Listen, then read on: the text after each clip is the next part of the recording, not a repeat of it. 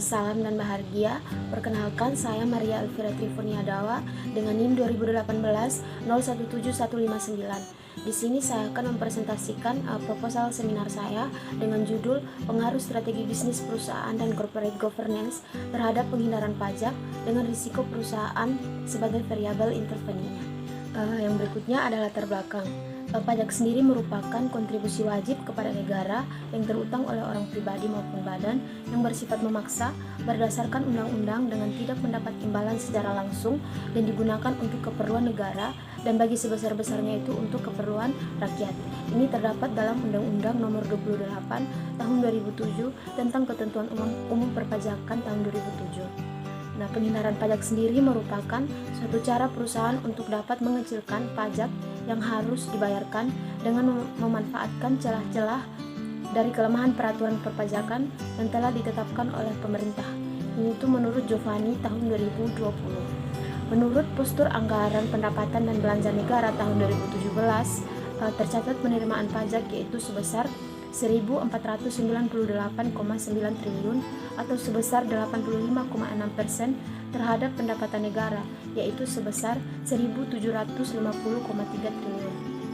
Saya tertarik meneliti judul ini karena dalam penelitian ini itu terdapat kebaharuannya, yaitu peneliti menambah variabel strategi bisnis perusahaan dan corporate governance sebagai variabel independennya dan juga risiko perusahaan sebagai variabel interveninya.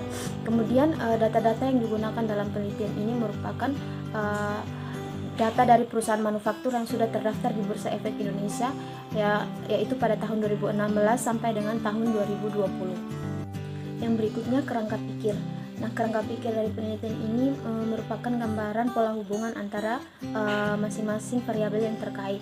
Nah, pada penelitian ini itu menggunakan dua variabel independen, yaitu strategi bisnis perusahaan dan corporate governance, kemudian menggunakan satu variabel dependen yaitu penghindaran pajak dan menggunakan satu variabel intervening yaitu risiko perusahaan. Nah, perumusan strategi ini menentukan misi perusahaan, tujuan yang ingin dicapai, kemudian pengembangan strateginya dan penetapan pedoman kebijakan. Nah, hasil penelitian yang telah dilakukan oleh penelitian terdahulu yaitu dari Muhammad menemukan bahwa strategi bisnis ini berpengaruh negatif terhadap penghindaran pajak. Hal ini disebabkan karena rata-rata perusahaan di Indonesia masih belum bisa menetapkan pola strategi yang bersaing yang konsisten dari tahun ke tahun. Kemudian untuk corporate governance sendiri menjadi cara perusahaan dalam mengendalikan konflik keagenan, yang artinya corporate governance ini berfungsi sebagai pemantau untuk mengatur serta mengatasi perilaku manajemen yang mengutamakan kepentingan pribadinya sehingga dapat menselaraskan kepentingan pemegang saham dengan manajemen. Menurut hasil penelitian terdahulu yaitu dari Darmawan dan Sukarta, Sarah serta Akbar menemukan bahwa corporate governance ini itu memiliki pengaruh terhadap usaha penghindaran pajak di perusahaan. Untuk hipotesisnya sendiri bahwa terdapat pengaruh strategi bisnis perusahaan dan corporate governance terhadap penghindaran pajak dengan risiko perusahaan sebagai variabel interveninya. Yang berikutnya ada metode penelitian. Dan pertama di sini ada sifat penelitian.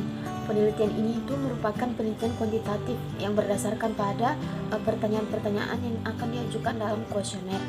Kemudian data yang digunakan dalam penelitian ini itu merupakan data sekunder atau data yang berbentuk angka. Yang berikutnya itu ada populasi. Nah, populasi yang digunakan dalam penelitian ini itu merupakan perusahaan manufaktur yang terdaftar di Bursa Efek Indonesia pada tahun 2016 sampai dengan tahun 2020. Nah, yang berikutnya ini ada sampel. Nah, sampel yang digunakan dalam penelitian ini itu menggunakan metode purposive sampling. Yang terakhir itu ada teknik analisis data. Nah, teknik analisis data di sini itu ada 3. Yang pertama itu metode statistik deskriptif. Yang kedua ada uji asumsi klasik, itu mencakup uji normalitas, uji multikolinearitas, uji heterokedastisitas, dan uji autokorelasi. Kemudian ada uji hipotesis. Uji hipotesis ini itu mencakup uji signifikansi, simultan atau uji statistik F, kemudian uji koefisien determinasi atau uji R kuadrat, dan yang berikutnya itu ada uji signifikansi parameter individual atau uji T. Sekian presentasi dari saya. Bila dalam penyampaian materi tadi saya banyak kesalahan, saya mohon maaf. Terima kasih. Salam.